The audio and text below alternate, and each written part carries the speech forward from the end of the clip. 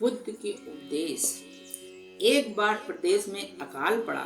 यह देखकर गौतम बुद्ध को बड़ा दुख हुआ।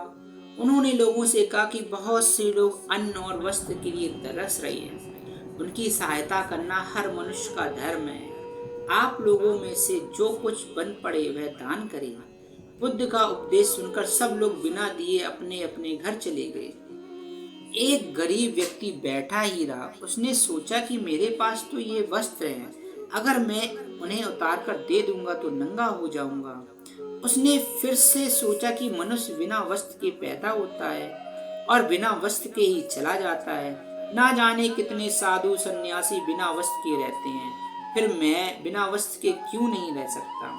उसने अपने वस्त्र उतार कर बुद्ध को दे दिए। भगवान बुद्ध ने उसे आशीर्वाद दिया। वह प्रसन्न होकर घर की ओर चल पड़ा। वह खुशी से चिल्लाकर कह रहा था कि मैंने अपने आधे मन को जीत लिया है। तभी सामने से राजा की सवारी आ रही थी। उस गरीब की बात सुनकर राजा ने उसे अपने पास बुलाया और पूछा कि तुमने आधे मन को कैसे जीता। उस गरीब ने कहा कि भगवान बुद्ध दुखियों के लिए दान मांग रहे थे। यह सुनकर मैंने अपने वस्त्र उतार दिए। पहले तो मेरे मन से इनकार किया, फिर मैंने उसे समझाया कि मनुष्य बिना वस्त्र के पैदा होता है और मृत्यु होने पर साथ में कुछ नहीं जाता है। राजा उसकी बात से बहुत बड़ा प्रसन्न हुआ। उसने मोतियों के हार और कीमती वस्त्र उसे दिए।